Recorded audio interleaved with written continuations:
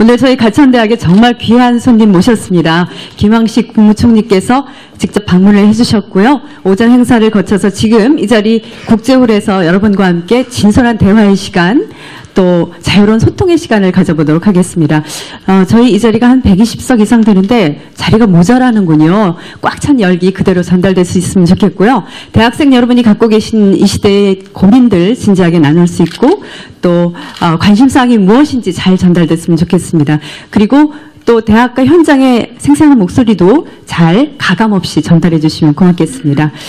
오늘 보시다시피 국무총리와의 대화의 시간입니다. 대학생 여러분으로서는 사실 흔치 않은 기회 맞죠? 그렇죠? 네. 정말 이런 기회 사실 어제도 TV뉴스에서 뵀거든요. 근데 직접 여러분 옆에 계십니다. 실감이 갑니까? 그렇죠? 이렇게 유명인들을 볼 때 우리 설레는 마음이 있는데, 김황식 총리께서는 특히 이 국정을 행하시면서 많은 생각을 갖고 계시고, 그러한 그 국민을 향한 애틋한 마음을 또 여러 가지로 표현하고 계시기도 합니다. 그런 말씀을 직접 들어볼 수 있는 귀중한 기회도 되는 그런 자리입니다. 오늘 이 시간 1시간 정도 이어지겠고요. 1시간 동안에 여러분 현장에서도 질문을 하시지만 지금 이 장면이 그대로 SNS, 여러분 주로 사용하는 페이스북, 트위터를 통해서 생중계되고 있습니다. 그래서 현장에 실시간으로 올라오는 질문도 받고 있거든요. 그래서 말미에 저희가 그 질문 소개를 해드리고 같이 답변을 얻는 시간도 마련을 하겠습니다. 이 자리에 대부분 저희 가천대 학생인 걸로 짐작을 합니다만 혹시 외부에서 오신 손님 있습니까? 계시는군요. 네, 어떻게 오셨어요? 혹시 마이크 있으신가요? 네. 홍대에서 산업공학을 전공하고 있는 박상길입니다. 네. 예, 저는 페이스북을 좀 활동을 열심히 했는데요. 예, 그 활동을 하다가 이 국무총리실 온라인 대변인실과 이렇게 친구를 맺고 그 과정에서 이 좋은 자리가 있다고 해서 오늘 아침부터 일찍 수원에서 올라왔습니다. 네, 환영의 박수 역시 보내드려야 되겠죠? 네, 감사합니다. 여러분 실제로 국무총리실에 이 페이스북, 트위터가 있습니다. 혹시 알고 계세요? 아시는군요. 그런데 그 페이스북에 또 총리님께 대한 여러분의 좀 그 짐작을 좀 알아볼까 합니다. 사실 들어오실 때 뵈니까 약간 연세가 지긋해 보이시니까 그런 SNS 소통을 하실까, 안 하실지 모르겠다 이렇게 생각할 것 같아요. 어떨까요? 하실까요? 안 하실까요? 잘 모르시죠? 지금 페이스북에 가보면은요, 국무총리실에 그 연필로 쓴 페이스북이라고 해서 총리님이 원고를 직접 6필로 작성을 하신 것을 스캔을 해서 올려놓는 게 있어요. 일주일에 한 번 메모 형식으로 올라오는데 지금 37편이 올라와 있습니다. 여러분 보시면 그 많은 그 총리님의 생각을 또 우리 국가의 여러 가지 현안들에 대해서도 접하실 수가 있을 겁니다. 그리고 댓글 여러분 달아주실 수 있거든요. 오늘도 아마 총리님께서 올리시지 않을까 하는 생각이 됐는데 많은 댓글 부탁드립니다. 아시겠죠? 네, 그렇습니다. 자, 이제 김황식 총리님 모시고 귀한 말씀 듣고 질문 답변의 시간을 갖도록 할 텐데요. 그래도 간략히 총리님에 대해서 소개를 해드리겠습니다. 이미 오랫동안 이렇게 알려지신 분이지만 그래도 소개를 해드릴게요. 74년부터 이 공직을 시작하셨습니다. 판사로 출발해서 대법관을 거치기까지 34년 법관의 길을 걸어오셨고요. 그 이후에는 감사원장 그리고 국무총리로 취임을 하신 게 지난해 10월입니다. 이제 1년이 지났죠. 근데 혹시 몇 대 총리신지 아십니까, 여러분? 아는 사람? 아무도 없어요? 땡입니다. 죄송합니다. 제가 그럼 보기 드릴게요. 21대, 31대, 41대, 51대. 네, 41대 맞습니다. 네, 41대 총리님이신 김황식 국무총리님 단상으로 모시겠습니다.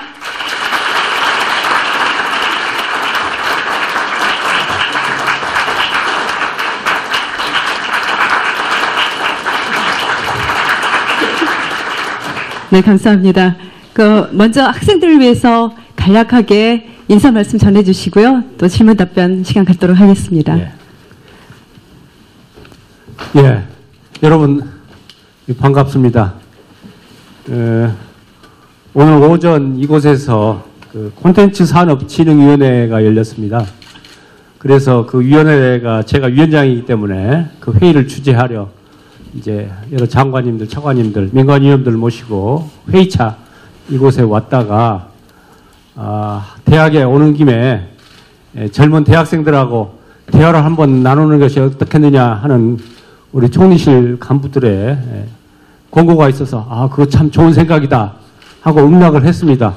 응낙을 해서 오늘 같은 이와 같은 자리가 마련이 됐는데 막상 이렇게 어제 그제 오늘 나갈 생각을 하니까 괜히 응낙했다 하는 후회가 들었어요. 제가 대법관 할 때 그리고 감사원장 할 때 총리 될 때 국회 청문회를 3번을 했습니다. 아마 앞으로 이렇게 국회 청문회 3번 하는 사람 앞에도 없었고 앞으로도 없지 않을까 싶습니다. 이 청문회는 뭐 장관들도 이제 청문회 하는데 거기는 국회 동의가 필요 없거든요. 그런데 이제 헌법에 딱 청문회를 해서 청문회보다도 국회의 동의를 얻어야 되는 직책이 몇 군데 있어요. 그게 이제 대법관, 대법원장, 감사원장, 국무총리, 그리고 헌법재판소장 이렇게 돼 있어요. 그렇기 때문에 그걸 3자리로 옮겨다니면서 청문회를 하는 것이라는 것은 정말 드문 일이겠죠. 그런 청문회를 많이 겪었지만은 오늘 여러분 이렇게 뵙게 되니까 그 청문회 때보다 더 떨려요. 왜냐? 되게 그때는 무슨 이야기를 물을 줄을 알겠는데 지금 현재로서는 제가 여러분들이 무슨 이야기를 물을지 내가 모르기 때문에 굉장히 좀 두렵고 떨립니다. 그러나 제가 여기 오면서 다짐한 게 여러분들 이야기를 많이 듣겠다. 그래서 그걸 핑계 삼아서 한 70%는 이제 여러분들 이야기를 듣고 한 30% 정도 내가 답변하면 되겠다. 뭐 이런 생각을 가지고 왔습니다. 제가 모두 말씀으로서 간단히 몇 말씀만 드리겠습니다.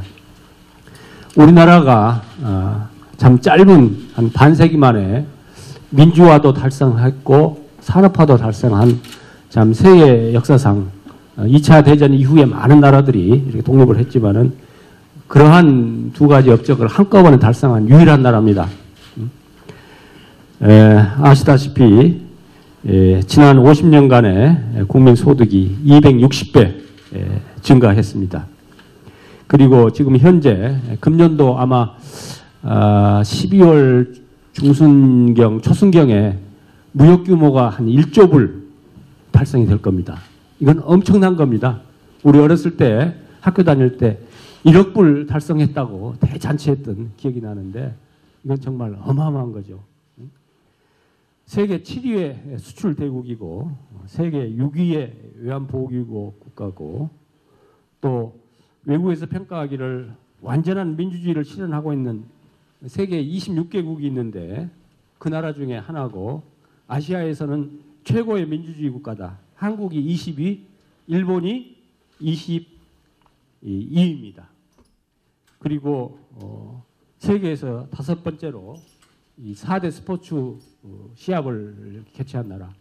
동학의 올림픽, 월드컵, 세계 육상선수권대. 참 여러 가지 면에서 우리가 엄청난 발전을 이루었습니다.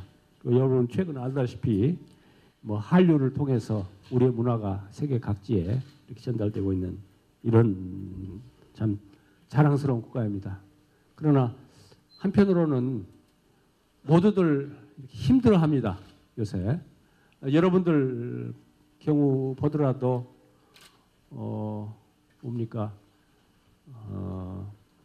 참 초중고등학교 때 즐겁게 뛰어노는 시간보다도 학원에 가서 공부하고 밤늦게까지 이렇게 사교육이라든지 뭐 이런 쪽에 참 시간을 다 뺏기다시피 하고 대학 진학해가지고 또 취업을 위해서 스펙을 쌓고 또 취업 걱정을 하고 또 취업이 되더라도 뭐 원하는 대기업에 취업하기는 쉽지 않고 또 취업을 하더라도 또 이게 상당 부분은 또 비정규직이고 또 결혼도 여하튼 주택 문제 또 애들 보육 문제 참 어렵습니다. 어렵기 때문에 장래의 희망이 뭐냐 하는 그런 근심 걱정도 들고 또 가정을 꾸리고 이렇게 취업을 해서 살더라도 또 금방 여튼 세상 힘이 빨라져가지고 다른 때보다도 은퇴가 훨씬 빨라지고 또 나중에를 대비를 해야 되는 그런 어려움 속에서 여러분들이 지나시기 때문에 참 나라는 엄청나게 여러 가지 수치상으로 업적상으로 좋아졌다고 하지만은 여러분은 정말 걱정이 많고 참 희망보다는 참 걱정, 두려움이 더 많은 이런 시대를 살고 있기 때문에 결코 예전에 저희가 어렸을 때 좀 가난했지만은 그래도 마음껏 뛰놀고 또 가족끼리 화목하게 지내고 하는 그런 행복한 느낌이 여러분 세대에는 없는 것 같아요. 그래서 그런 점에 대해서는 굉장히 안타깝게 생각을 하는데 저는 그 생각을 합니다.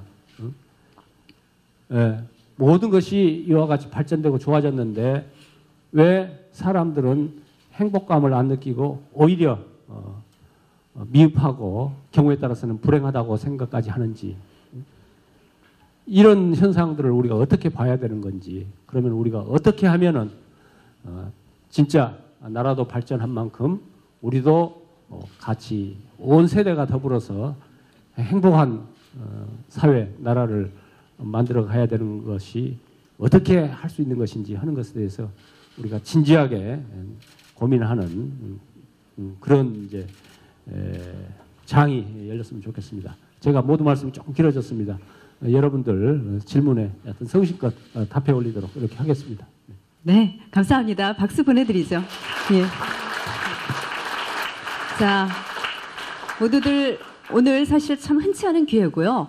요즘 우리 사회에서 소통을 가장 큰 가치로 많이들 얘기합니다. 특히 이제 젊은 세대와 중장년층과의 어떤 소통의 단절도 많은 문제가 돼서 이렇게 젊은 세대와 한자리에 모여서 마음을 터놓을 수 있다는 건 정말 값지고 의미 있다고 생각이 듭니다. 여러분 기탄 없이 자유롭게 얘기를 해주시면 되고요. 그런데 저희 대학에 이렇게 손님으로 오셨으니까 저희 학생 대표가요. 총리님께 한번 인사를 드리고 싶다고 해서 먼저 인사를 좀 받으셔야 되겠습니다. 저 오늘 복장도 신경을 많이 쓰고 왔네요. 우리 학생회장 잠깐 일어서 볼까요? 네. 네, 총리님 안녕하십니까? 저는 가천대학교 총학생회장 김규환이라고 합니다. 네, 우선 이렇게 추운 날씨 가운데에서도 반나절 이상 가까이 되는 시간을 본교에 투자를 해주셔서 너무나 감사드리고 또 점심 식사까지도 우리 대학에서 해주셨다는 이야기를 들었습니다. 어떻게 식사는 괜찮으셨습니까? 예, 2,500원짜리인데 네. 한 4,000원짜리는 충분히 되는 것 같습니다. 네, 그렇게 정말 마음으로서 우리 청년들과의 소통을 진심으로 원하시는 그런 모습에 참 감동을 받았고요. 또 우리 학생들도 이렇게 흔치 않은 기회이고 좋은 기회이니만큼 편안한 가운데에서 많은 질문들을 잘 해주셨으면 좋겠고 총리님께서도 우리 학생들에게 따뜻한 가르침과 애정을 보여주셨으면 좋겠습니다. 네. 감사합니다. 네. 네. 자, 좋습니다. 그럼 이제 지금 한 10분 정도 경과했고 50분 정도 시간이 있습니다. 자유롭게 뭐 저희 순서 없습니다. 아마 총리님을 뵈면 이렇게 뭔가 질문을 하고 싶다는 마음 가득한 열정이 있으실 걸로 아니까 손을 들어주시면 총리님께서 그 지명을 해주실 수 있으시죠? 네. 그럼 일단 질문하고 싶은 학생 손을 좀 들어주시겠습니까? 예, 그렇죠. 예. 예. 예, 저는 먼저 한양대학교 산업공학과에서 온 박상길입니다. 예, 질문 드리고 싶은 게 아까 취업 얘기하시면서 어떻게 하면 행복해질 수 있을까에 대해서 말씀을 하셨잖아요. 모두 발언 때.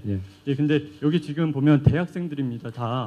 그 요즘 야권에서 보면은 그 청춘 콘서트로 해가지고 공감이나 소통, 뭐 이런 집단지성에 대한 그런 뭐 좋은 콘텐츠를 설정을 해서 이렇게 상처받은 20대, 30대, 40대에게 이렇게 위로를 해주고 있는데 여당에서는 약간 그런 부분에 대해서는 약간 좀 콘텐츠를 잘 아직 설정을 못했는지 좀 많이 미흡하다고 저는 생각이 들었습니다. 뭐 최근에 뭐 청춘 멘토로서 뭐 나승현 씨나 뭐 이런 분들 설정된 것만 봐도 좀 사람들이 약간 공감을 못한다고 저는 생각이 들었습니다. 그런 부분에 대해서 총리님께서 생각하시는 2040 소통 콘서트에 그런 좋은 콘텐츠로 뭐가 있을지에 대해서 한번 여쭤보고 싶습니다. 예, 정부나 또 여당에 대해서 그와 같은 지금 노력이 부족했다, 질책 하는 대목이 이해가 갑니다. 정말 지금 정부나 여당에서 특히 뭐 여당은 제가 관여할 바는 아니지만 정부에서 좀 더 정책을 설명을 하고 함께 고민하는 그런 노력을 했더라면 하는 생각은 듭니다. 나름대로는 노력을 했지만 그것이 진솔하게 전달되지 못했던 것에 대해서는 대단히 유감스럽게 생각하고요. 실은 제가 저로서는 아까 우리 사회자께서 소개했던 것처럼 그 페이스북을 통해서 여러 가지 이제 소통을 하려고 노력을 해왔고, 제가 2004년도에 광주지방법원장으로 근무할 때도 우리 직원들하고 판사들한테 매주 이렇게 이메일을 보내고 이렇게 소통을 한 경험이 있는데 저희가 이 대목에서 생각하는 것이 우리가 열심히 하면은 정책을 열심히 좋은 정책을 세워서 그것을 시행해 나가면은 국민들이나 여러분들이 다 알겠거니 알아주겠거니 이렇게 조금 안이하게 생각했던 것 같아요. 그러나 우리가 아무리 열심히 한다 하더라도 참 국민과 함께하는 그런 자세 노력이 미흡했구나 하는 것에 대해서는 좀 반성을 합니다. 그렇기 때문에 여러분들도 부모님한테 그렇죠. 내가 부모님을 존경하고 사랑한다 하는 마음이 다 있지만은 여러분이 그걸 이렇게 말로 행동으로 표현하는 것이 좀 쑥스러운 경우가 많잖아요. 그러나 마치 그런 가족 관계에서와 같이 부모 자식 간에 어떻게 사랑이 없겠습니까? 그렇지만은 그걸 표현하고 그걸 이제 가시화하는 노력이 필요한 것처럼 우리 정부 입장에서도 그런 점에서 좀 부족을 했다. 이런 생각을 가지고 하여튼 크고 작은 문제들을 하여튼 여러분들한테 알리고 함께 고민하고 또 여러분들이 바라는 내용들이 당장 실현되기 어려운 것들이 많아요. 그렇지만은 우리가 그런 문제들에 대해서는 어떻게 지금 노력을 하고 이것은 어떤 단계로 갈 것이고 앞으로는 어떨 것이다 하는 이야기를 이렇게 하는 그런 노력들을 다방면에 걸쳐서 앞으로 해나가야 된다. 뭐 그 중에서 이제 중요한 것 중에 하나가 그야말로 이제 소셜 네트워크 그걸 이용하는 것이 좋겠다. 그리고 이렇게 대면해서 이런 기회도 자주 갖겠다. 뭐 이런 생각을 합니다. 그래서 제가 우리 장관님들한테도 틈나는 대로 현장에 가서 참 몸으로 부닥치는 스킨십을 통해서 많은 좀 대화를 나누도록 이렇게 권하고 있습니다. 네, 답변 잘 됐죠? 자, 다른 질문 있는 학생. 네. 아까 그 두 번째 손 들으신. 네. 네, 안녕하십니까. 가천대학교 신문방송학과 유재하입니다. 최근에 박원순 서울시장님께서 서울시립대 등록금을 반값으로 인하하셨는데요. 그 일각에서는 그런 인하에 대해서 그 수조 원에 달하는 등록금을 그 국민 세금으로 부담하는 게 무리가 있을 수 있다는 우려도 있고, 또 그렇다고 일각 다른 의견을 보면 또 그 등록금을 대학에서 다 부담하기에는 대학에서 부담하는 것도 또 무리가 있다는 의견이 있는데, 사실 이렇게 반값 등록금 정책이 이렇게 실현되기 어려워서 현재 실현되고 있지 못하는데, 혹시 총리님께서 혹시 이런 어려운 그 안건에 대해서 묘책이 있으신지 궁금합니다. 예. 등록금 부담 때문에 학생들은 물론이고 학부모님들이 정말 참 어려움을 겪고 계신다는 것은 잘 알고 있죠. 잘 알고 있는데 서울 시립대학의 경우에는 이제 서울시가 이제 일정한 이제 재정을 투입을 해서 반값으로 등록금을 낮추겠다 하는 건데, 그건 뭐 예외적으로 뭐 가능한 일이라고 생각합니다. 그 대신 이제 다른 부분, 다른 예산을 투입해야 할 부분이 이제 희생이 돼야 되겠죠. 그렇지만은 뭐 그걸 더 의미 있고 우선순위로 둔다고 한다면 할 수가 있는데, 아마 우리나라에서도 이제 대학이 등록금이 전혀 이제 없는 대학들도 특수한 대학들이 있죠. 사관학교라든지 이런 거 있는 것처럼 이제 국가 정책에 따라서 어느 부분에 대해서는 이제 전부 국비로서 이렇게 감당하는 경우도 있고 하는데, 우리나라는 여러분 아시다시피 80%가 대학 중에서 80%가 사립대학입니다. 사립대학이라는 것은 원칙적으로 이제 뭐 재단에서 학교를 만들고는 했지만은 기본적으로 학생들 등록금을 중심으로 해서 학교가 운영될 수밖에 없는 이런 이제 실정이고, 또 우리나라와 같이 그 기부나 이런 것들이 활성화되지 못한 데에서는 학생들 등록금을 중심으로 해서 학교가 운영될 수밖에 없는 그런 특수한 사정이 이제 우리나라 사회에서 있습니다. 그렇기 때문에 정말 나라의 세금으로 그 부분을 이렇게 감당을 해준다고 한다면은 뭐 혜택을 받는 학생들이야 뭐 당연히 환영하고 좋은 일이지만은, 그러면은 그만큼을 어느 부분에서 이제 줄여야 되지 않겠습니까? 나라 살림하는 데 있어서.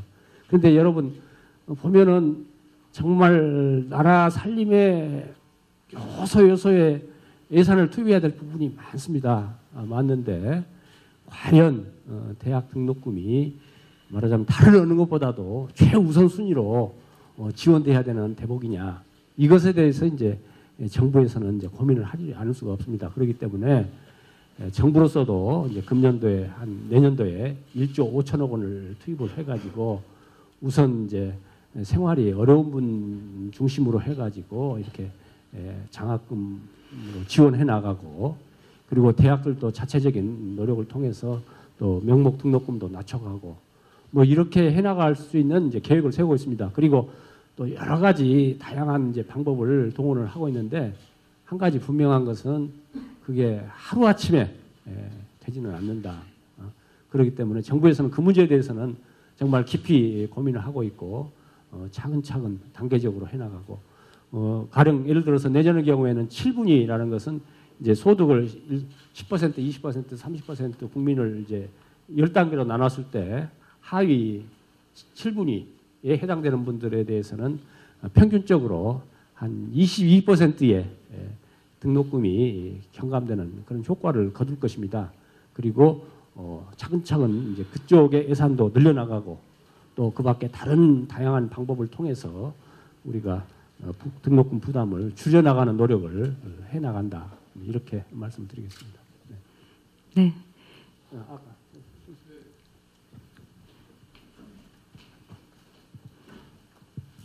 안녕하십니까. 저는 경원대학교 생명과학과 4학년 오홍주라고 합니다. 저 일단 총리님께서 이렇게 뵙게 돼서 정말 너무 가슴이 떨리고요.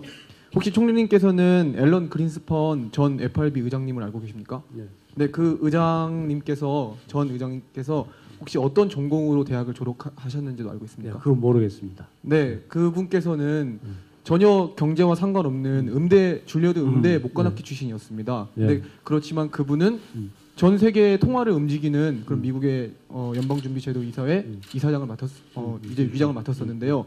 저는 생명과학과 학생이지만 다른 분야로 나가려고 지금 생각을 하고 있는데, 총리님께서는 저희 나라가 그렇게 학문 간의 통합과 융섭이 활성화돼 있다고 보십니까?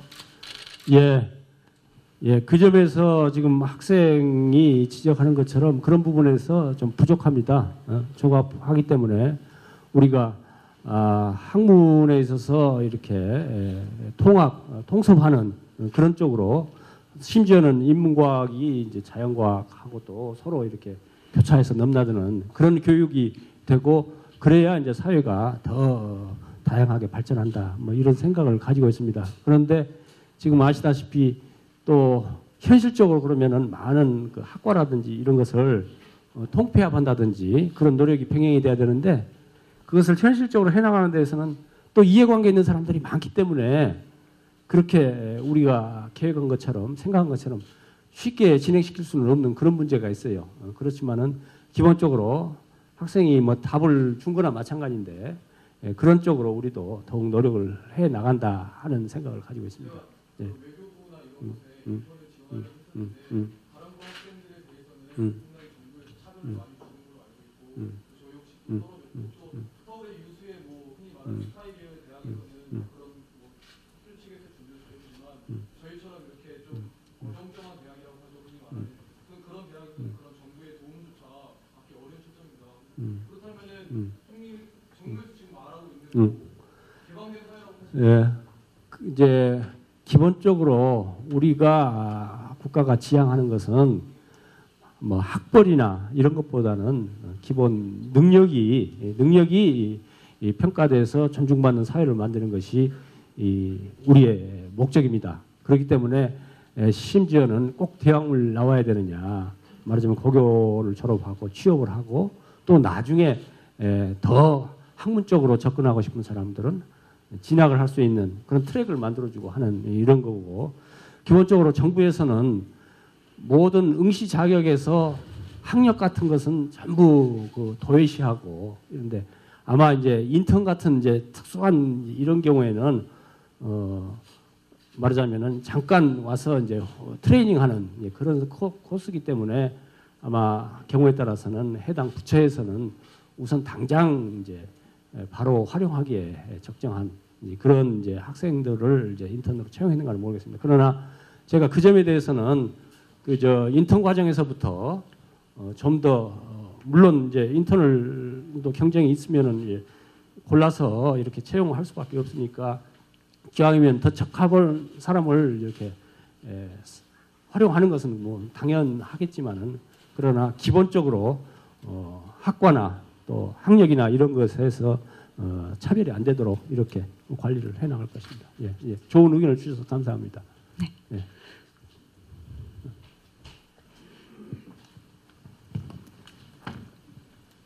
네, 안녕하십니까. 저는 가천대학교 신문방송학과에 재학 중인 이수민이라고 합니다. 총리님께서는 지난 11일 열린 국가정책조정회의에서 최근 한미 FTA를 둘러싸고 인터넷이나 트위터 등을 통해 괴담 수준의 유언비어들이 확산되고 있다고 말씀하셨는데요. 제가 생각했을 때 이것은 단순히 괴담으로 단정짓고 끝날 것이 아닌 국가와 국민 간의 의사소통 문제라고 생각합니다. FTA 그런 체결 과정에서 괴담들이 생겨난 까닭도 국가에서 국민들에게 충분한 정보를 제공하지 않았고 또 그들과 소통하려 하지 않았기 때문이라고 생각하는데요. 이제 향후 발생할 FTA 체결로 인해 발생할 그런 피해에 대해서는 구체적으로 어떤 대책을 세우고 있으신지, 또 그런 일방적인 정책 결정 과정에서 생긴 국민들의 반발은 어떻게 잠재우고 또 어떻게 소통하실지 그런 구체적인 계획을 듣고 싶습니다. 그래요. 뭐 저 학생이 지적한 것처럼 국민들이 FTA에 대해서 정확히 알지 못하는 이런 상태에서 말하자면은 잘못 그 왜곡된 그러한 이제 이야기들이 나올 수 있겠다 하는 것에 대해서는 제가 충분히 공감을 하고 참 그런 쪽에 우리 노력이 부족했다는 생각을 합니다. 그러나 저는 한 가지 아쉬운 것은 과연 우리 국민들 대다수는 정부의 설명이나 정부도 나름대로 설명을 했죠.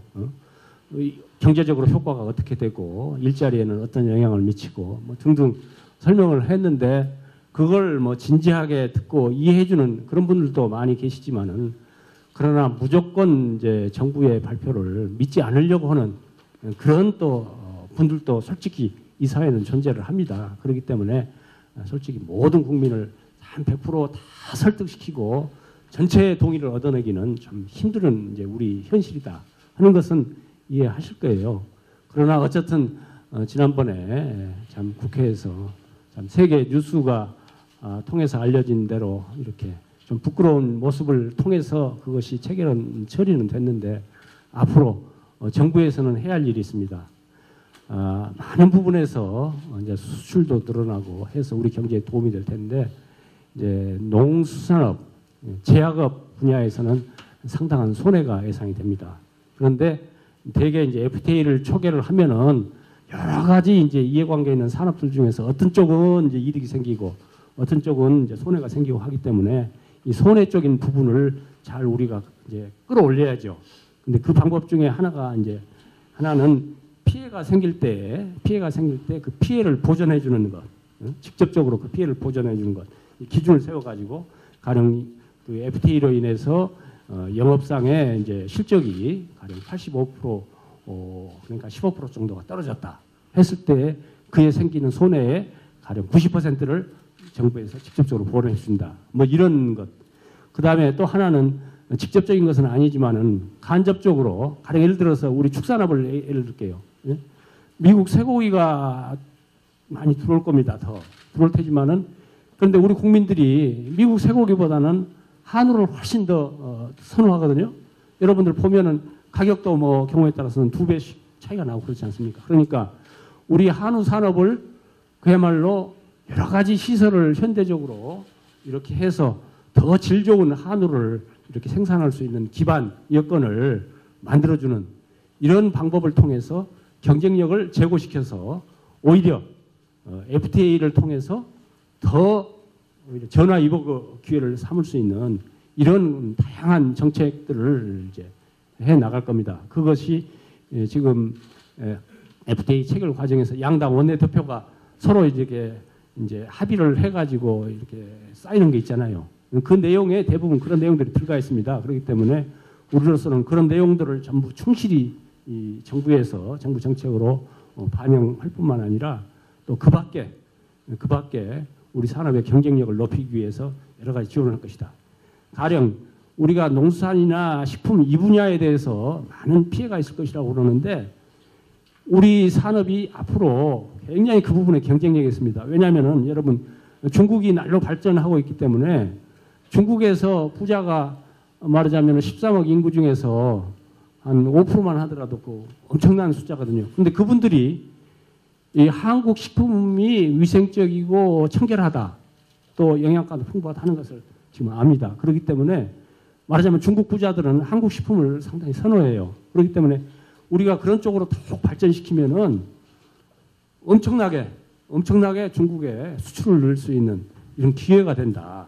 그렇기 때문에 결코 좀 당장 취약해 보이는 그런 산업 부분이 오히려 더 성장할 수 있는 그런 계기가 될 것이다 생각을 하고 그런 쪽으로 우리가 국민들한테 약속을 하고 그걸 충실히 지켜나갈 것입니다. 그런 내용들은 조만간에 구체적으로 밝힐 것입니다. 네. 네. 여자분 먼저. 안녕하세요. 저는 중국에서 온 신문방송학과 2학년 유청청이라고 합니다. 네. 저는 경원대 중국 유학생 대표로 질문하겠습니다. 네. 보통 중국에서 대학교에서 졸업한 학생들이 비자 때문에 중국 졸업하고 나서 비자 때문에 중국에 가야 됩니다. 근데 더 우수한 학생들이 한국에서 일자리 찾고 싶어요. 근데 찾는 시간하고 기회가 비자 때문에 없습니다. 그래서 좀 아깝습니다. 그래서 제가 중국 유학생한테 비자 기간 연장 개선이 절실한데 총장님께서 어떻게 생각하시는지 좀 알고 싶습니다. 네. 그리고 네. 중국 유학생 한국에서 취업하는 거 총리님께서 어떻게 생각하시는지 좀 알고 싶습니다. 감사합니다. 예, 우리나라에 지금 현재 외국인 근로자가 한 49만 명이 들어와서 일을 하고 있습니다. 그리고 한 17만 명 정도가 또 불법 체류 상태로 일을 하고 있어요. 그러니까 얼마입니까? 50만, 60만 가까이, 70만 가까이 외국 근로자들이 있는데 참 우리가 개방 사회로 세계화 이렇게 해나가는 사회에 있어서는 외국인이랄까 특히 우리 또 동남아라든지 중국에 많은 우수한 인재들이 한국에 와서 일한다면은 상당히 우리한테도 좋은 기회가 될 것이다 이렇게 생각은 해요. 생각은 하지만은 아시다시피 이와 같이 외국인 일자리는 또 우리 국내 일자리하고 또 연관관계도 있고 하기 때문에 원칙적으로는 맞는 말이지만은 그런 일을 해나감에 있어서는 또 여러 가지 고려하고 챙겨야 될 점이 많아요. 많이 있어서 이 자리에서 가령 그걸 지금 말씀하신 바와 같이 그걸 뭐 내가 해결해 주겠다 이런 답은 드릴 수는 없지만은 그러나 지금 많은 부분에서 이렇게 점차 이렇게 사회가 발전됨에 따라서 그런 부분들이 점차 해결되고 있어요. 해결되고 있기 때문에 그런 부분에 대해서는 조금 시간을 갖고 우리가 해결을 해야 되는데 하여튼 여러분들이나 외국인 근로자 특히 우수한 인력들이 와서 또 연구직이라든지 이런 걸 통해서 우리 발전에 도움을 받을 수 있는 그런 쪽으로 우리가 관심을 갖고 있기 때문에 그런 부분들에 대해서는 우리가 관련 부처에서 정말 신중히 검토를 해가면서 차차 그렇게 개방을 확대해가는 방향으로 일을 해나갈 겁니다. 네.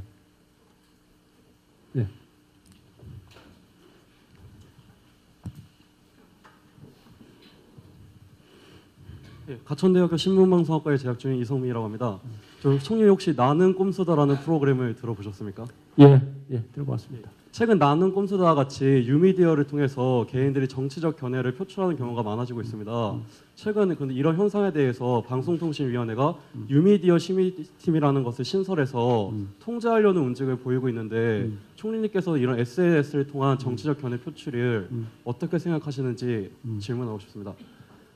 예, 뭐 우리 헌법상 뭐 표현의 자유라든지 뭐 언론의 자유가 다 인정이 되기 때문에 많은 사람들이 누구에게나 그런 자유로운 권한은 주어져야 된다고 생각합니다.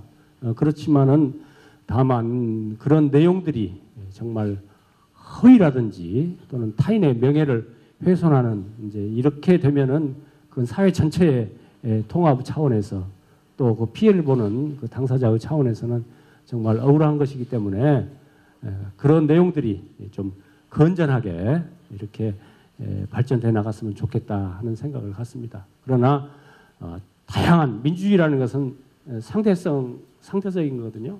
모든 가치가 공존할 수 있고 그런 가치들이 어떤 형태로든지 주장되고 표출되는 것은 당연하고 그런 걸 통해서 사회가 발전하는 것이 민주주의이기 때문에 다양한 의견이 이렇게 또 다양한 방법으로 표출되는 것은 지극히 당연한 일이다. 그렇기 때문에 그 한도 내에서 국가가 그것을 통제하려고 해서는 안 된다. 다만 허위라든지 타인의 명예를 훼손하는 그런 내용에 대해서는 그걸 하는 분들이 책임성을 가지고 해주면 좋겠다. 뭐 이렇게 생각합니다. 예.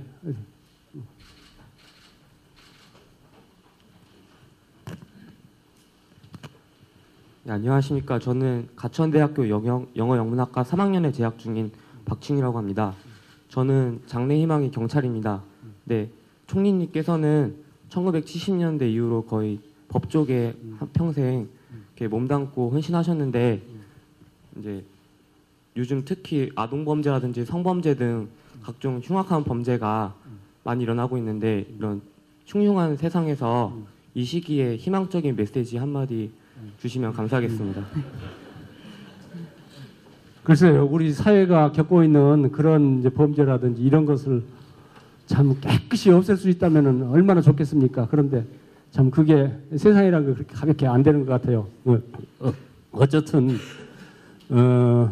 정말 그러한 행동이 발생되지 않는 환경을 만드는 것이 중요하다. 뭐 범죄인을 잡아가지고 처벌하는 것보다도 그것을 사회적인 시스템을 통해서 그걸 예방하는 시스템을 만들어야 되고 또 엄정하게 처분하는 것도 중요하지만은 그분들을 잘 교화시켜서 사회에 복귀시키는 것도 중요합니다. 근데 이런 것들은 정말 정부의 노력만 갖게 되는 것이 아니고 사회 전체가 함께 나서야 되는 그런 문제거든요. 그렇기 때문에 제가 뭐 희망적인 메시지를 참 드릴 수 없어서 대단히 죄송하고 오히려 여러분들이 같이 온 사회가 그 협력하자 하고 부담만 드려서 좀 죄송한데 그러나 그런 문제에 대해서는 우리 국민들이 잘 의식을 가지고 이렇게 노력을 하면은 차근차근 해결될 수 있을 것이다 이렇게 생각합니다. 그러나 가장 중요한 것은 저는 모든 것이 기초는 교육이라고 생각합니다. 어렸을 때부터 이웃을 배려하고 이런 따뜻한 마음을 가지고 이렇게 사회를 움직여 나가는 그런 쪽으로 교육이 돼야 되는데 지금 보면은 거꾸로 가는 거 아닌가? 왕따 시키고 또 뭐 이렇게 괴롭히고 뭐 이런 일들이 너무 많이 생기고 해서 정말 안타깝습니다. 안타까운데 이건 정말 이런 문제를 해결하지 않고는 우리가 결코 선진국이라고 할 수 없겠다 하는 생각을 가집니다. 그런데 경찰을 지망한다고 하시니까 뭐 경찰이 가장 중심적인 역할을 해야 되겠죠. 해야 되지만은 그러나 어떻게 하면은 사회 분위기를 여튼 따뜻하게 남을 배려하고 뭐 해서 그런 일이 안 생기게 하도록 하는 것이 제일 중요하다 이렇게 생각합니다. 네.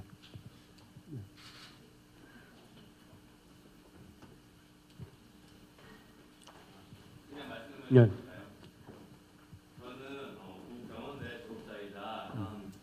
가천대학교 BI센터에서 창업을 한 김진영이라고 합니다. 창업을 하기 위해서는 기존 벤처기업 선배들이 하는 말이 자본, 사람, 아이디어가 중요하다고 얘기를 합니다.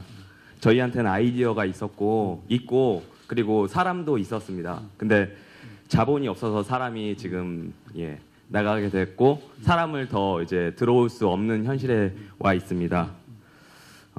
작은 문제로 SK 커뮤니케이션에 싸이월드를 팔 수밖에 없었던 이동영 대표 혹시 아시나요? 예. 그래서 저는 작은 문제를 해결하기 위해서 기술보증기금에서 보증을 서줘서 대출을 받았습니다. 근데 지금 개발하는 어플리케이션을 제가 운영하는 회사가 어플리케이션 개발 업체인데 SNS 어플리케이션을 개발하고 있습니다. 근데 제가 졸업한 학과가 신문방송학과이기 때문에 기보에서는 기술보증기금을 줄여서 기보라고 하는데요. 기보에서는 고졸로 되어 있습니다. 그래서 대출도 조금 받을 수밖에 없었고요. 그리고 기술보증기금을 받을 때 대표자가 무한적으로 책임을 져야 하는 연대보증이 있기 때문에 사실 걱정이 많이 됩니다. 이런 점에 있어서 어떻게 개선 방향이 있을지에 대해서 여쭤보고 싶고 저희 회사가 정말로 비전이 있다고 저는 자부하고 하는데 총리님께서 저희 회사에 엔젤 투자자로 나서실 의향이 있는지에 대해서 여쭤보고 싶습니다. 사실 엔젤 투자자가 한국에는 한 10년 사이에 800명 정도로 줄었다고 합니다.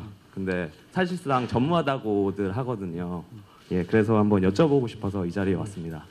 예, 알겠습니다. 그 자본 문제, 또 대기업과의 또 문제, 또 기술 신용 보증에 보증하는 기준 문제 등이 이제 복잡하게 얽혀 있는 그런 질문을 하셨는데, 정부에서도 이제 그와 같은 쪽에 이제 창직을 할 수 있는 여러 가지 이제 예산도 마련하고, 그리고 또 펀드도 조성을 하고, 또 오늘 오전에 회의한 것들 중에서 상당 부분이 그런 부분에 있습니다. 그런 부분에 있는데, 엔젤 투자를 제가 할 수가 있느냐? 제가 돈이 없어서 당장은 못 하는데 그 사업 내용을 파악을 해가지고 좀 엔젤 투자자를 한번 추선할 수 있는 그런 용의는 있습니다. 용의는 있고, 어때 우리 고용부 차관께서 이 점에 대해서 뭐 이렇게 보충해서 한 말씀 더 구체적인 내용을 한번 해주시겠어요? 우리 고용노동부 차관이십니다. 예.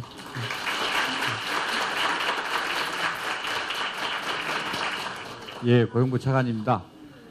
우리 젊은 우리 학생들이 도전 정신으로 창업하는 것이 우리 젊은이들의 미래도 밝고 나라도 밝은 일이라고 생각합니다. 요점만 정리해서 말씀을 드리면, 지금처럼 이제 창업을 하기 위해서 자금의 어려움을 해소하기 위해서 내년 예산에 2천억을 추가로 확보를 했습니다. 1,300억은 이제 융자할 수 있는 자금을 하고 700억은 엔젤 펀드로 정부가 직접, 총리님이 못하시지만 정부가 이렇게 펀드로 할 수 있도록 길을 마련했습니다. 중소기업청에서 아마 종합해서 할 것으로 알고 있습니다. 그래. 예. 네, 총리님 지금 아주 열띠게 질문이 오가고 있는데요. 잠시 좀 열기도 가라앉히고 페이스북에서 실시간으로 저희가 질문 받고 있다는 말씀드렸죠. 그래서 질문이 계속 들어오고 있습니다. 그것도 좀 소화를 해주셔야 될 것 같습니다. 먼저 서동철님이신데요. 국무총리님께 여쭙니다. 사학 비리에 대한 대책이 있는지 알고 싶습니다. 하셨습니다. 예, 사학 비리에 대한 대책은 뭐 지금도 충분히 대책은 있다고 생각합니다. 각종 감사를 통해서 그에 상응한 여러 가지 행정적인 또는 형사적인 이렇게 제재를 가합니다. 그리고 우선 사학 운영자들이 잘못한 비리가 있는 경우에는 임원 승인 같은 것들을 전부 취소를 해가지고 말하자면은 사학에서 손을 떼게 하고, 또 횡령을 했다든지 하는 경우에는 그걸 전부 배상을 하게 한다든지 하는 각종의 절차라든지 방안은 전부 마련되어 있습니다.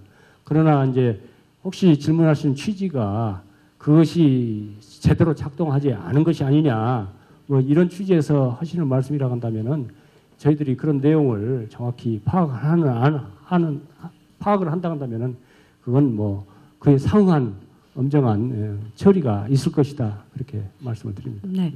두 가지 질문만 더 여쭙겠습니다. 총리님, 저 목을 좀 축이시면서 하셔도 좋으실 것 같습니다. 계속 답변하시느라고. 윤수정 님이 보내주신 질문인데요.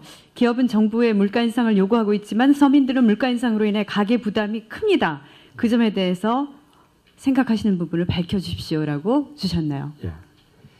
저 물가 상승하면은 제일 고통을 받는 사람들이 서민이기 때문에 정부로서는 이제 최우선으로 이제 물가 상승을 억제하기 위한 각종 조치를 취하고 있습니다. 그러나 정부가 그와 같은 노력만 한다고 해서 해결될 수 없는 것이 가령 우리나라 그 원유 같은 것은 뭐 100% 수입하지 않습니까? 그런데 그게 국제 가격이 올라가면은 당연히 이렇게 물가에 반영될 수밖에 없는 그런 대목이고 또 곡물도 마찬가지입니다. 여러분 우리나라의 에너지 그 자급 수입 의존도가 뭐 97% 되고 곡물도 우리가 자급하는 것이 27%밖에 안 됩니다. 참 우리나라 정신 잘 차려야지. 그렇지 않으면은 에너지 문제, 이 곡물 문제 말하자면 흐트러지기 시작하면은 나라 전체가 말하자면 재앙이 되기 때문에 그래서 우리가 수출도 많이 해야 되고 성장도 해야 되고 그러는 겁니다.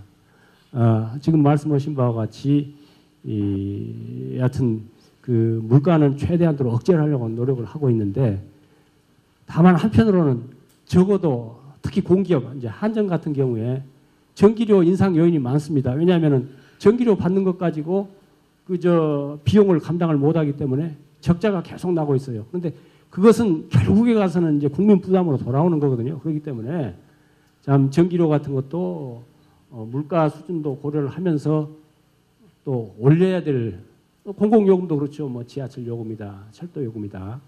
이거 올려야 돼요. 올려야되지 지금 말하자면 올려서 해결하지 않으면은 그것들이 누적돼 가지고 나중에는 오히려 더 큰 재앙으로 돌아올 수가 있기 때문에 이 양쪽 물가 상승, 물가 안정 노력과 그리고 또 물가를 적정히 올림으로써 또 오히려 에너지라든지 이런 차원을 전략하게 하는 유도하는 측면도 있고 또 공기업의 경영 성과를 높임으로써 미리미리 공기업에 따른 재정에 부담이 되는 그런 문제들을 줄여나가는 그런 양쪽의 노력이 조화롭게 이루어져야 되는데 그게 굉장히 어렵습니다.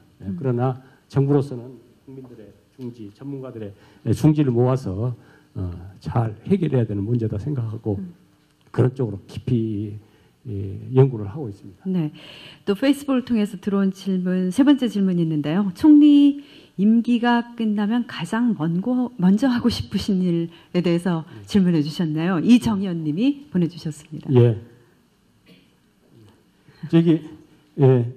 총리 그만두면 제일 먼저 며칠 동안 잠을 좀 푹 자려고 그럽니다. 예. 잠을 푹 자고 그리고 그동안에 보고 싶었어도 보지 못한 친구들, 친척들 좀 만나고 그리고 우리나라 곳곳에 좀 가보고 싶은 곳 이렇게 한번 여행을 좀 실컷 좀 해보려고 합니다. 네, 지금도 좀 사실 경무에 시달리시느라고 참 피곤하시고요. 저는 사실 개인적으로 걱정이 됐던 것이 감기 걸리셨을까 봐요. 어제 그 뉴스를 보니까 총리님 그 연평도 전사자 추모식 가셔서 비를 많이 맞으셨던데 괜찮으십니까? 예, 괜찮습니다. 더 건강하시라고 박수 한번 보내주세요.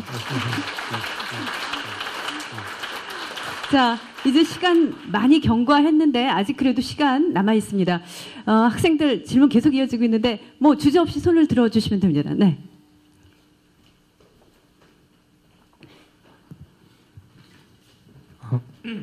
안녕하십니까. 저는 경원대학교 경영학과 2학년에 재학 중인 전세문이라고 합니다. 저는 총리님께 수도권 대학 지원 대책에 대해서 여쭙고 싶은데요. 서울 소재 대학은 정부 지정한 사업을 지원을 받고 또 지방 대학은 또 지방 대학 나름대로 지방 대학 육성 지원 프로그램에 대해서 혜택을 받는데 그에 비해 비교하자면 수도권 소재 대학은 정부의 혜택이 좀 떨어지는 것 같다고 느껴집니다. 그래서 그거에 대해 총리님의 생각은 어떠신지 여쭙고 싶습니다. 예. 지금 제가 총리를 하면서 지방에도 다니고 이야기를 많이 듣는데 지방에 가면은 나라 정책이 전부 수도권 중심이라고 해가지고 또 원성이 자자합니다. 경상도 가면은 뭐 다른 쪽은 이렇게 해줬는데 그러고 또 전라도 가면은 다른 쪽은 이렇게 해줬는데 또 중앙하고 또 지방하고 또 계층 간에 또 남녀 간에 정말 정부로서는 이런 모든 그 요구 욕구들을 잘 조화시켜 나가는 것이기 때문에 정말 힘듭니다. 힘드는데 지금 이제 그 수도권과 이제 교육 여건이 상대적으로 열악한 지방을 이제 또 정책적으로는 부분적으로 조금은 이제 그쪽을 배려해야 되는 이제 그런 이제 필요성이 있기 때문에 그건 어쩔 수 없는 대목입니다. 어쩔 수 없는 대목인데 그러나 그렇다고 하더라도 모든 것이 조화와 균형과 또 정책의 필요성에 따라서 그게 이제 구분되는 거 아니겠어요? 근데 학생의 경우에는 그래도 가천대학이 그래도 신흥 명문으로 떠오르고 있잖아요. 예? 옛날에 부산대학, 경북대학, 전남대학 참 명문이었거든요. 근데 지금은 그런 취급을 받지 못하고 있어요. 그렇기 때문에 지방에 있는 그런 대학들의 좀 특수한 사정이나 좀 열악한 그런 점들을 좀 헤아려주는 그런 마음을 좀 가져줬으면 좋겠어요. 제가 부탁합니다. 네.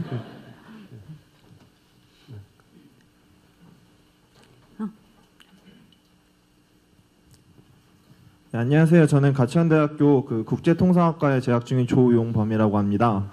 네, 우선 이렇게 만나뵙게 돼서 정말 영광이고 이렇게 학생들을 위해서 좋은 시간 내주셔서 정말 감사드리고요.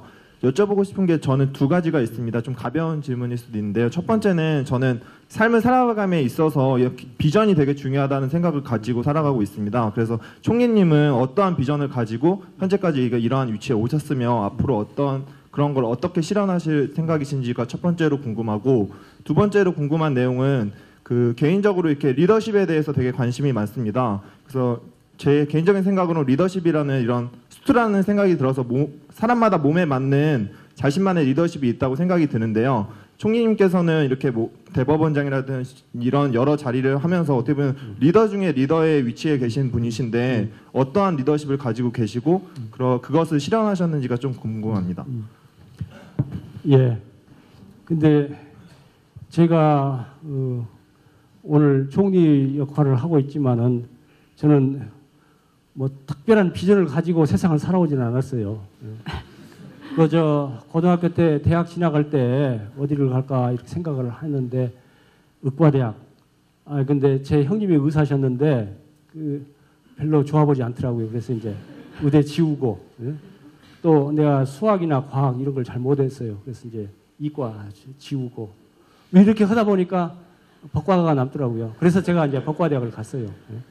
그리고 법과대학 가서도 일단 법대 갔으니까 남들이 다 하는 거니까 사법시험 공부나 하자 해가지고 또 운 좋게 한두 번 떨어졌지만은 그래도 합격을 해서 이제 판사가 돼서 그때부터 이제 내 나름대로는 이제 비전이랄까 내 삶의 목표가 생겼어요. 결국은 법조계 판사 활동을 통해서 뭔가 이렇게 사회 기강을 세우고 또 이렇게 사회가 조화롭게 나갈 수 있는 좋은 그런 사회를 만드는데 내가 좋은 역할을 해야 되겠다 하는 생각을 가지고 쭉 살아왔는데 그냥 느닷없이 감사원장도 되고 총리도 되고 그랬는데 내가 생각해 보면 참 인생이란 것이 묘하다 생각이 돼요. 내가 그래서 판사로서 내 일만 충실히 하겠다 이런 생각을 가졌는데 뜻밖의 뭐 대통령께서 감사원장 하라 또 총리 하라. 대통령하고 저하고는 그 전에 한 번 얼굴 마주 본 적도 없어요. 그래서 나는 그 어른이 왜 나를 감사원장을 시키고 총리를 시켰는지 아직도 내가 궁금해요. 아직도 궁금하고 지금 가서 느닷없이 나를 왜 총리 시키고 감사원장 시켰는지 묻는 것은 결례일 것 같아서 나중에 다 끝난 뒤에 도대체 어떤 연고로 나를 뭐 감사원장을 시키고 총리를 시켰습니까? 내가 한번 물어볼 테니까 그때 내가 한번 대답을 알아서 해드릴게요. 그런데 비전은 중요합니다.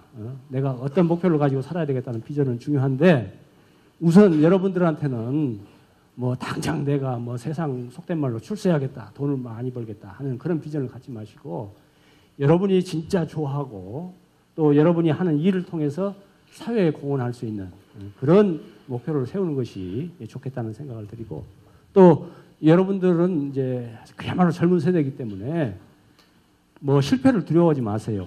내가 고등학교 다닐 때 우리 국어 선생님이 하신 말씀 중에서 기억이 남는 게 참 니네들은 좋겠다. 청춘이라는 것은 술을 먹지 않아도 취하는 것이 청춘이고 또 청춘의 본질은 시행착오다. 시행착오 있다 하더라도 다 그것이 용서되고 또 그것이 다 회복되는 것이 청춘이다. 그렇기 때문에 니네들은 얼마나 행복하냐. 이제 그런 국어 선생님 말씀이 아주 기억에 남아 있는데 야, 그 대단한 말씀이다 하고 마음 깊이 새기고 내가 살아왔습니다. 살아와서 지금 물으니까 그 대답을 해주고 싶습니다. 그런데 지금 생각해 보니까 그 선생님이 저보다 한 15년 정도밖에 연상이 아니었어요. 계산해 보니까. 그렇기 때문에 그분이 40 이전에 그 말씀을 하셨어요. 지금 헤아려 보니까. 그래서 좀 쏘은 것 같기도 하고 그렇지만은 여하튼 굉장히 중요한 말씀이라는 말씀을 드리고요. 리더십은 그렇습니다. 결국은 기본적으로 현대사회에서 특히 군림하거나 술수적인 리더십은 통하지 않습니다. 지금 서로 이렇게 통하고 진지하게 들어주고 내가 말 두 마디 할 때 상대방 말 8마디 들어주는 그런 좀 눈높이를 맞추거나 더 낮은 자세로 이렇게 하면은 자연히 거기에서 오히려 리더십이 생긴다 이렇게 생각을 합니다. 네, 이렇게 젊은 시절 얘기 들으니까 더 재밌네요. 근데 시간이 많이 지나가고 있습니다. 아직 한 5분 정도 총리님 시간 좀 더 하실 수 있으시죠? 학생들 원하시면은 네, 뒤에 서서 오랫동안 참은 학생들이 많은데 뭐 손이 많이 들려 있나요, 저쪽으로? 네. 네, 안녕하십니까. 가천대학교 무역학과에 재학 중인 김수인이라고 하는데요. 지금 수능이 끝난 지 얼마 되지 않았고 저도 작년에 수능을 본 입장이라 입시에 굉장히 민감하다고 생각해요. 우리나라 학생들이라면 누구나. 그런데 요즘 다문화 특례 전형이 많이 신설되고 있는데요. 서울의 주력 학교에서. 그들이 다 혼혈이라는 이유만으로 국가 유공자와 똑같은 취급을 받는 거에 대해서는 오히려 한국인 학생들에 대한 역차별이라고 생각되는데요. 이거에 대해 어떻게 생각하시는지 듣고 싶습니다. 예, 아까 우리 지방하고 수도권 이제 말씀하신 것하고 같은 차원의 이야기라고 생각을 합니다. 물론 이제 그러한 이제 특례 절차를 통해서 상대적으로 조금 손해 보는 사람들이 있겠죠. 그러나 어쨌든 우리가 사회적으로 취약하고 열악한 이런 부류를 어떻든지 이렇게 함께 안고 가야 됩니다. 안고 가야 되기 때문에 그런 점에 대해서는 이제 조금 형편이 그래도 상대적으로 나은 분이 좀 양보를 해야 되겠다는 생각을 가지고 있고 다만 그렇다고 해서 또 손해만 보라고 할 수는 없잖아요. 그렇기 때문에 가령 그런 배려가 되더라도 다른 분들에게 손해가 결정적으로 가지 않도록 가령 정원외로 한다든지 여러 가지 제도 장치를 통해 가지고 그런 것들이 조화롭게 가야 된다 이렇게 생각을 하고 정부에서 그런 쪽으로 노력을 많이 합니다. 가령 예를 들어서 지금 지난번에 연평도 포격도발 이후에 정주 여건을 좀 개선하고 하기 위해서 뭐 그쪽 출신 학생들이 좀 특례로 이렇게 진학을 할 수 있도록 이렇게 제도를 뒀는데 그런 것도 엄격한 기준을 두고 무작정 해주는 것이 아니고 일정한 엄격한 기준을 세우고 또 정원 내에서 이렇게 한다든지 하는 그런 노력을 해가고 있다 하는 말씀을 드릴게요. 네. 아이고. 네.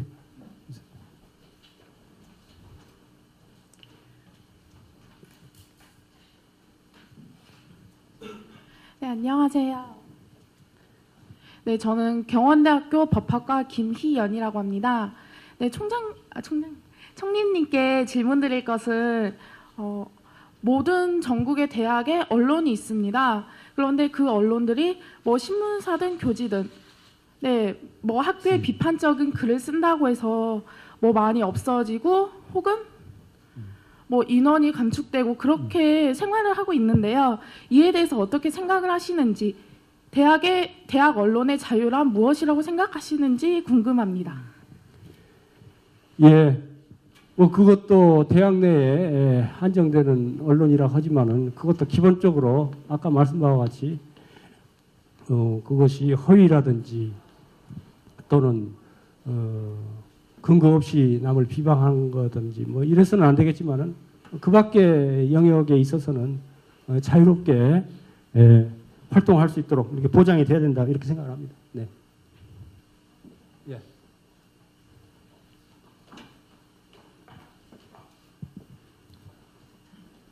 예, 안녕하십니까. 저는 가천대학 학군단 4학년 후보생 김원곤이라고 합니다. 현재 모든 학군단에서 주 2회 정도 최소한 아침 체력 단련을 하고 있습니다. 하지만 이 때문에 학교 근처에 살지 못하는 후보생들은 자취를 하고 있었는데요. 이마저도 지금 물가 상승으로 인해 고시촌 같은 쪽방에서 좁고 불편한 생활을 하고 있습니다. 제가 알기로는 그 송파나 도봉 같은 곳에 군 자녀 기숙사가 있다고 알고 있는데요. 이마저도 지금 후보생의 순위가 낮기 때문에 들어가기 어렵습니다. 이 때문에 혹시 그 지금 현재 있는 기숙사를 증축하거나 아니면 후보생들을 위한 그 기숙사를 따로 마련하거나 해서 일반 후보생뿐만 아니라 일반 대학생들까지 그곳에 살 수 있게 한다면 어떤가 생각을 해봤는데요. 이에 대해서 총리님의 생각이 궁금해서 질문드렸습니다.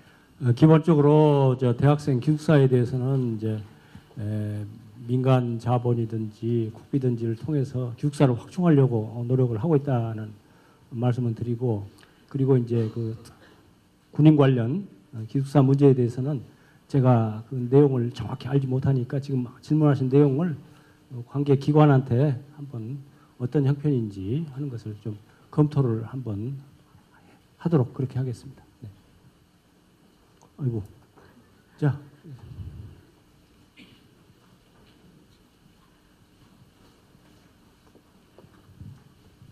안녕하십니까. 가천대학교 신문방송학과에 재학 중인 홍영진 학생이라고 합니다. 평소에 총리님께서 사회적 약자에 대해서 관심이 많은 걸로 알고 있는데 최근에 진위 개수가 높아지고 양극화가 심해지고 이제 그로 인해서 이제 사회적 약자가 양산되고 있는데요. 그로 인해서 이제 일측에서는 조선일보를 비롯한 일측에서는 따뜻한 자본주의 4.0이라고 이런 말을 제시했는데요. 총리님께서 생각하시는 따뜻한 자본주의란 무엇인지 여쭙고 싶습니다. 예, 아주 본질적인 문제를 제기를 해주셨는데 제가 페이스북에도 그 이야기를 썼습니다. 양극화 문제가 해소돼야 된다. 특히 이렇게 일부 부유층과 나머지 계층 사이에 경제적인 격차가 커지면은 우선 사회가 지속적으로 발전할 수가 없다. 중산층이 얇아지면은 구매력이 약해지고, 또 구매력이 약해지면은 산업이 선순환 발전할 수 없기 때문에, 또 그렇게 되면은 사회가 불안해집니다. 또 일부 계층에서 분노, 증오가 생기고, 또 그걸 이용해서 사회를 불안하게 하려는 그런 정치 세력이 또 등장하기 때문에 그 양극화 해소를 위해서는 우리가 정말 노력을 해야 된다는 생각을 가지고 있기 때문에 정부로서도 말하자면 대기업, 중소기업 동반 성장이라든지 각종 복지재택의 제도의 확충이라든지 이런 쪽에 문제의식을 가지고 각별히 노력을 하고 있습니다. 근데 그 지금 말씀하신 자본주의 말씀을 하셨는데 정부가 지금 하고 있는 정책도 기본적으로 그와 같은 맥락을 갖추는 겁니다. 자본주의가 바로 시작했을 때는 그야말로 무한 경쟁이 있잖아요. 그러나 현실적으로 인간 사이에 존재하는 그 차등, 이것을 반영하지 않는 자본주의라는 것은 결국은 오히려 사회를 망가뜨리는 그런 것이 되기 때문에 끊임없이 그런 약자를 좀 부추겨서 이렇게 키워 올리는 그런 노력들이 기본적으로 정부의 방침입니다. 그런데 다만 우리가 명확히 이해해야 될 것은 그것을 말하자면 사회주의 방법이라든지 그러한 방법으로 그 문제를 해결하려고 하면은 그건 오히려 더 큰 문제가, 지금 동구사회에 지금 몰락했지 않습니까? 그런 것처럼 그야말로 자본주의의 기본적인 틀은 유지하되 어떻게 하면은 그 틀 안에서 약자를 보호를 해서 전체가 이렇게 함께 살아갈 수 있는 사회를 만드냐. 이것이 결국은 우리 정부가 추구하는 공정사회, 공생 발전입니다. 공생 발전인데 그것이 이제 여러 가지 원인이 있어요. 그것이 하루아침에 안 고쳐지는 원인이 있지만은 그래도 기본적으로 그런 방향으로 노력하고 있고 지금 말씀하시는 그 따뜻한 자본주의는 나타나는 자본주의를 어떻게든지 이렇게 개선해 나가는 그런 노력이 필요하고 그런 방향으로 진행하고 있다. 그렇기 때문에 어떤 사람들은 자본주의 소멸을 이야기하는데 저는 그런 쪽보다도 자본주의는 계속 수정되어 가면서 진화, 발전해 나갈 것이다. 이렇게 생각하고 정부는 그런 쪽으로 더 정책적인 노력을 기울일 것이다. 이렇게 말씀을 드립니다. 네.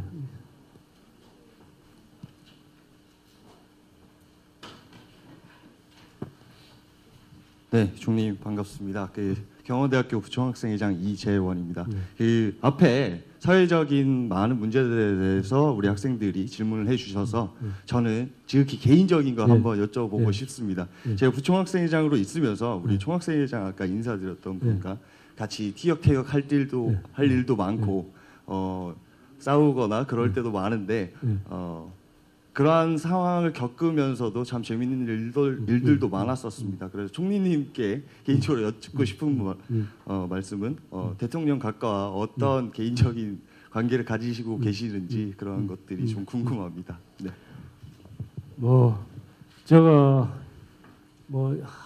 일주일에 이제 회의를 통해서 또 여러 가지 보고 사항을 통해서 이렇게 공식적인 그야말로 이렇게 접촉이 있지 개인적인 그런 것은 거의 없습니다. 거의 없고 그리고 또 언제 한 번은 대통령께서 개인적인 접촉, 그것도 개인적인 접촉이라고 할 수는 없죠. 테니스 한번 총리실하고 청와대하고 테니스 시합 한번 하자고 그래서 그냥 좀 마음 편히 테니스 시합을 한번 한 적은 있습니다. 네.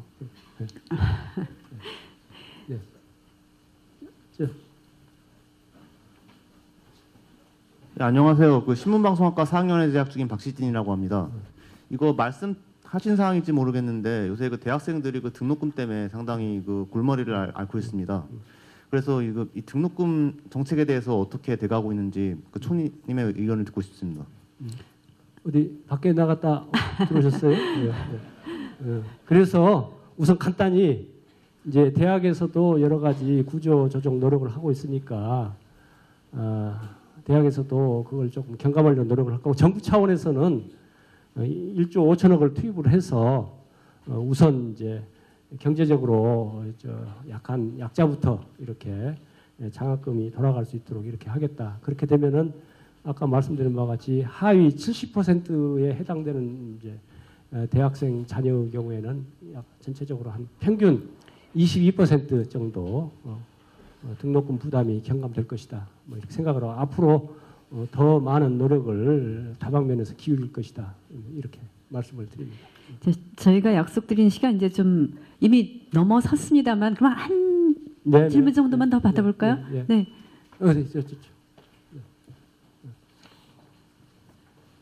저는 아동복지학과 1학년 허지은인데요.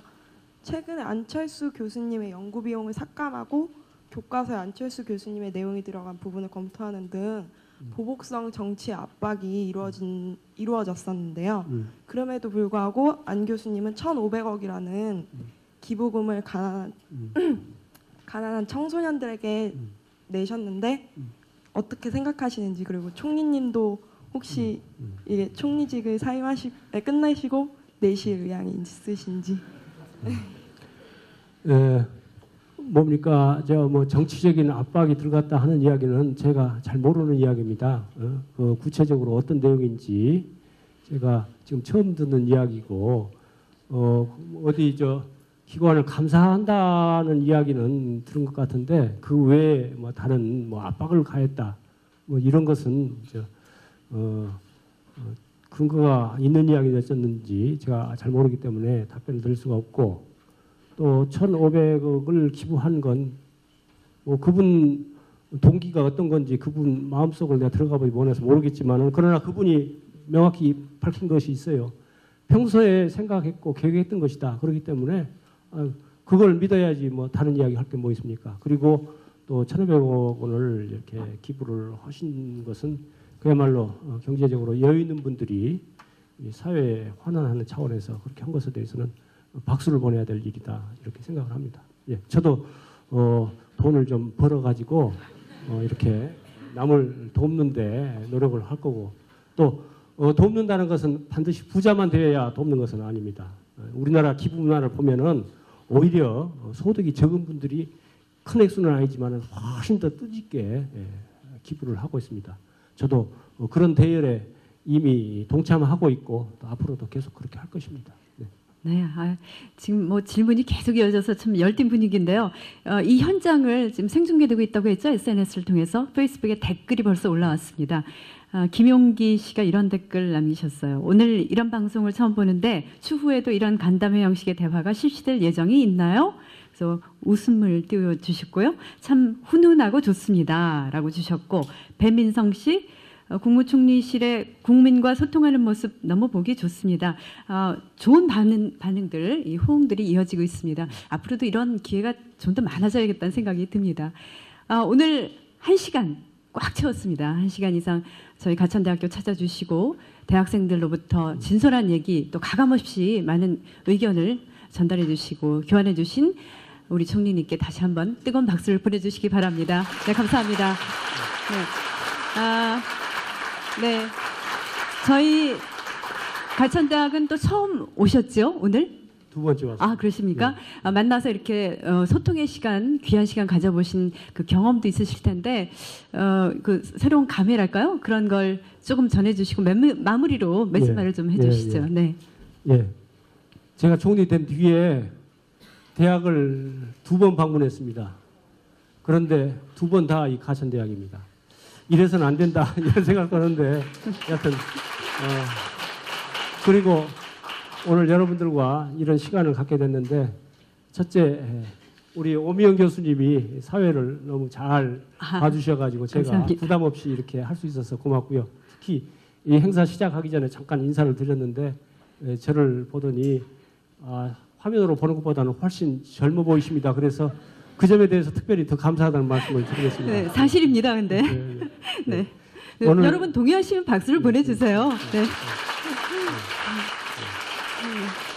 그래서 여러분들에게 젊고 친근하게 보이려고 내가 저 하얀 와이셔츠만 주로 입는데 오늘은 좀 파란 와이셔츠를 입고 왔습니다. 오늘 짧은 시간이어서 조금 서운하지만은 그래도 여러분들이 주신 좋은 의견은 앞으로 제가 일을 해나가는 데 있어서 여하튼 자료로 삼아서 정책에 반영할 수 있는 한 반영해 나갔고 또 여러분의 등록금 걱정이라든지 취업 걱정이라든지 또 창직과 관련해서 자금의 어려운 문제라든지 여러분의 고민을 나름대로 알고는 있지만은 더 생생한 목소리로 들어서 고맙습니다. 다시 한번 여러분들께 감사드리고 또 여러분들이 하여튼 꿈을 가지고 실패를 두려워하지 말고 또 세상 모든 것을 좀 긍정적으로 생각하면서 우리가 아까 말씀드린 바와 같이 굉장히 행복해야 되는 여건인데 모두가 다 불행하다고 생각하는 이런 분위기 이것을 빨리 바꿔야 진짜 행복한 사회가 되지 않겠느냐. 또 여러분 개인들도 그런 쪽으로 노력하면 노력한 만큼 더 빨리 행복해질 것이다. 이런 생각을 하면서 다시 한번 여러분께 감사를 드립니다. 네. 네, 오늘 이 행사장 가득 메워주신 우리 학생들께도 다시 한번 감사드리고요. 여러분 보니까 인증샷 참 좋아하죠? 인증샷 있어야 되지 않겠습니까? 그렇습니다. 그래서 총리님 아무리 바쁘시더라도 그 시간은 내주시기로 이미 약속을 받아놨으니까 제가 생각할 때 전부 올라갈 수는 없고요. 나눠서 뭐 한 줄 한 줄 이렇게 나와서 좀 시간 충분히 갖고 인증샷을 우리가 찍어보도록 하겠습니다. 자, 그럼 이렇게 앞줄부터 나와서 학생들 그 사진 촬영 같이 해주시고요. 제가 아까 말씀드린 대로 페이스북에 저희 그 소통 모든 내용이 담겨 있습니다. 댓글 남기실 수도 있고요. 그 다음에 이 사진도 올라갑니다. 그러면 여러분께서는 그 다운받을 수 있는데 페이스북에다 좋아요라는 그 클릭을 하시면 됩니다. 그러면 그 좋아요를 누르면 오늘 찍은 사진 여러분이 다운받을 수가 있습니다. 자, 학생들 나와서 그럼 총리님과 한번 사진을 멋지게 찍어 보시죠. 네.